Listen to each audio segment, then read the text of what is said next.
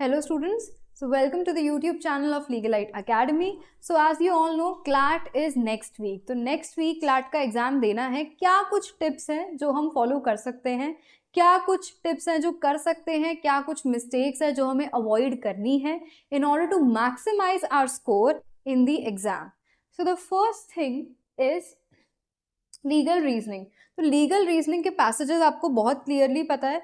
जो भी आपका क्वेश्चन है वो डायरेक्टली पैसेज के प्रिंसिपल पे पूछते हैं. जो भी आपका प्रिंसिपल है वो पैसेज में ऑलरेडी मेंशन्ड होता है.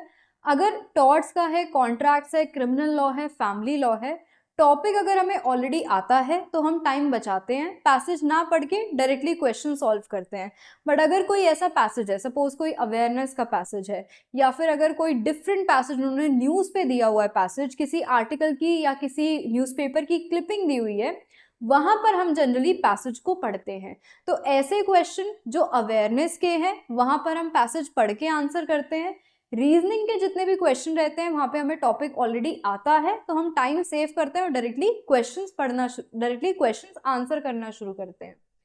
सो सबसे पहले अभी कमिंग वीक में हम क्या पढ़ सकते हैं. सो इन दिस वीक अब दोबारा से टॉर्ट्स, कॉन्ट्रैक्ट्स, क्रिमिनल लॉ निकाल के पढ़ना हमारे लिए इम्पॉर्टेंट नहीं है, and it is not feasible. So the only thing that we can do, हम इम्पॉर्टेंट टर्म्स पढ़ सकते हैं. जो हमने टॉपिक्स पढ़े हैं उसमें हम कुछ ऐसे टॉपिक्स पढ़ सकते हैं जो हमारे लिए ज़्यादा इंपॉर्टेंट है. सपोज टॉर्ट्स में हमने strict and absolute liability revise कर लिया, वाइकेरियस लायबिलिटी थोड़ा ट्रिकी होता है तो वो हम दोबारा रिवाइज कर सकते हैं. नेग्लिजेंस हमने दोबारा पढ़ लिया. कॉन्ट्रैक्ट्स में हमने वॉइड अग्रीमेंट्स पढ़ लिए. क्रिमिनल लॉ में हमने बीएनएस के बेसिक प्रोविजंस पढ़ लिए.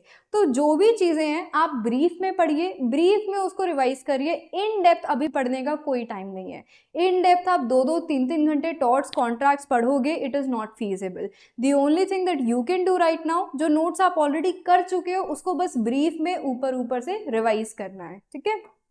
और एक चीज़ जो आप कर सकते हो अपना स्कोर बढ़ाने के लिए इज टू सॉल्व मॉक. अब एक दिन में 2-2 मॉक्स नहीं लगाने हैं. मॉक हफ्ते में आप कम से कम 3 मॉक सॉल्व करिए. हफ्ते में 3 या 4 मॉक सॉल्व करो, that is enough for you. Mock कैसे सॉल्व करना है? प्रॉपर पेपर का एनवायरनमेंट बना के, प्रॉपर चेयर टेबल पे आप लोग बैठिए, टाइमर लगाइए 2 आवर्स का, प्रॉपर मॉक सॉल्व करिए. जैसे ही टाइमर एंड होता है आप पेपर अपना रखिए और उसके बाद फिर अपना स्कोर चेक करिए. अगर घर के मॉक्स में आप चीटिंग करोगे तो पेपर में आपका जो स्कोर है वो कम हो जाएगा. तो मॉक्स जब भी आप देते हो, घर के इन्वायरमेंट में दे रहे हो या इंस्टीट्यूट के इन्वायरमेंट में दे रहे हो, आप उसको सीरियस होके दो, ऐसे दो एज इफ वो क्लैट का ही पेपर है. ओके. सो कुछ चीज़ें जो आपको ध्यान में रखनी है on the day of your exam. जब एग्जाम में क्वेश्चन सॉल्व कर रहे हो तो वहाँ पे क्या चीज़ें हैं जो हमें नोट करनी पड़ेगी. सबसे पहली चीज़ है, हमेशा प्रिंसिपल पे जाना है. जो पैसेज है आपका वो आपके लिए इम्पोर्टेंट है तो पैसेज पे फोकस रखना है. फिर उसके बाद आपको फैक्ट्स पे जाना है, एक्सेप्शंस, कंडीशंस, ये सारी चीज़ें देखनी है और मिस रीडिंग को अवॉइड करना है. ठीक है. जो पैसेज लिखा है उसको ध्यान से अच्छे से पढ़ो, समझो, तभी आंसर सही मार्क होगा. अगर कुछ गलत पढ़ लिया, कोई वर्ड आपने मिसरेड कर लिया, कोई वर्ड मिस कर दिया तो आपको सॉल्व करने में प्रॉब्लम आएगी. जब भी आप फैक्ट कुछ भी रीड करते हो तो आप उसको मन में अंडरलाइन कर लो. ठीक है. पेपर पे अभी पेन यूज़ कर सकते हैं या नहीं कर सकते, ये एक अभी भी क्वेश्चन है, whether we can mark on the question paper or not.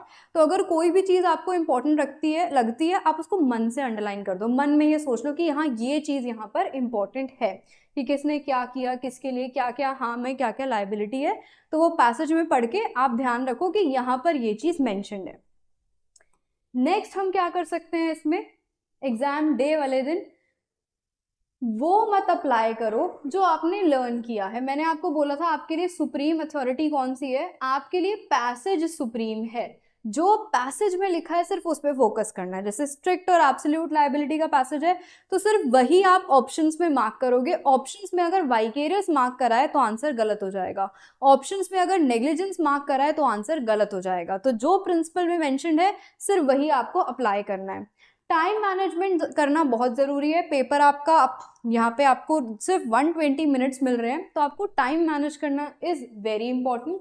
20 to 28 minutes लगनी चाहिए आपको लीगल में. इससे ज़्यादा अगर कुछ हो रहा है तो फिर आप उसको छोड़ दो। कोई पैसेज आप बार बार कोशिश कर रहे हो, नहीं बन रहा है, 7-8 मिनट से ज़्यादा आप किसी पैसेज में वेस्ट नहीं कर सकते। जब इतना टाइम वेस्ट हो गया है तो उसको छोड़ दो, move to next passage.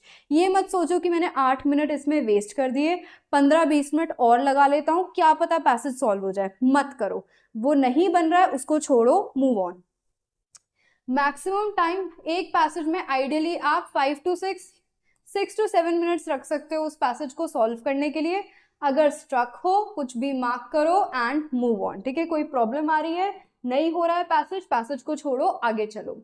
Prioritise करो इजी पैसेज। अब इजी पैसेजेस कौन से होते हैं? जो जनरली रीजनिंग के होते हैं। पैसेज जब भी टॉर्ट्स का आ गया, कॉन्ट्रैक्ट्स का आ गया, बच्चे बहुत खुश हो जाते हैं कि अरे ये तो पढ़ा हुआ है। तो ऐसा कोई इजी पैसेज है, फटाफट से उसको पहले सॉल्व कर लो, डायरेक्टली OMR में मार्क कर लो। इजी पैसेज सॉल्व करने का क्या प्रॉफिट होता है? कॉन्फिडेंस बढ़ता है कि हाँ मुझे पैसेज आता है, पैसेज में जो लिखा है वो मुझे समझ आया, मैंने करेक्ट आंसर्स मार्क किए। तो इजी पैसेजेस करोगे, छोटे होते हैं, इजी होते हैं, फेमिलियर होता है, आपको पता है पैसेज क्या है, और इससे आपका कॉन्फिडेंस बढ़ेगा और टाइम भी आपका सेव हो जाएगा। तो इजी पैसेजेस सॉल्व करो, प्रायोरिटाइज करो। अब मेन चीजें हमने अभी तक बात करी है डूज की, कि कौन कौन सी चीज हमें करनी है, हम करेंगे एग्जाम डे वाले दिन। Now let's talk about don'ts. वो मिस्टेक्स, वो सिली मिस्टेक्स जो आपको पेपर के वक्त अवॉइड करनी है। सबसे पहला, बाहर का ज्ञान नहीं लगाना। जो पैसेज में लिखा है वही आपका एल्मा मैटर है। जो पैसेज में लिखा है सिर्फ उसके अकॉर्डिंग आंसर बनाओगे, जो बाहर आपने पढ़ा है उस पर नहीं लगाने प्रिंसिपल। मुझे नेग्लिजेंस पता है बट नहीं मार्क करना। अगर वाइकेरियस लाइबिलिटी है तो I have to mark according to vicarious liability. Too much time नहीं स्पेंड करना किसी भी एक पैसेज पे। नहीं हो रहा है छोड़ दो, बाद में टाइम मिले आके दोबारा देख लो।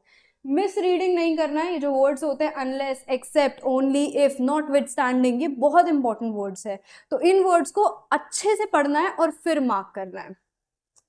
ओवर थिंकिंग सबसे बड़ी प्रॉब्लम है ये आज की। ओवर थिंकिंग नहीं करनी।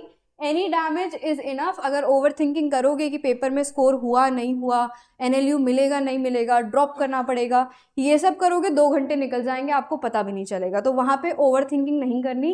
It is an exam, treated as an exam. ठीक है, उसको, it is not your life, it does not define your life. तो उसको एक एग्जाम की तरह लाइटली मूड से लेकर चलो, हाइपर नहीं होना। अगर हाइपर हो गए, ज्यादा ओवर थिंकिंग में चले गए, तो थिंकिंग करते रह जाओगे, पेपर नहीं बनेगा। Next, ignoring keywords. तो कीवर्ड्स को इग्नोर बिल्कुल नहीं करना। नेग्लिजेंट, इंटेंशनल, कंसेंट, नॉलेज, ये सारी वर्ड्स जो होते हैं बहुत इंपॉर्टेंट होते हैं। ये आपके पूरे आंसर का बेसिस बनते हैं। तो इन चीज़ों को हम अवॉइड नहीं करेंगे। Alright, so in this session हमने 2 चीज़ें डिस्कस कर ली है। We have discuss 2 things. Basically do's क्या चीज़ें हैं जो हम एग्जाम डे पे कर सकते हैं, एंड डोंट्स क्या चीज़ें हैं जो हमें एग्जाम डे वाले दिन नहीं करनी। So I hope these things are clear to you. Now, I hope this video was helpful. Now we'll be meeting in the next session. Thank you.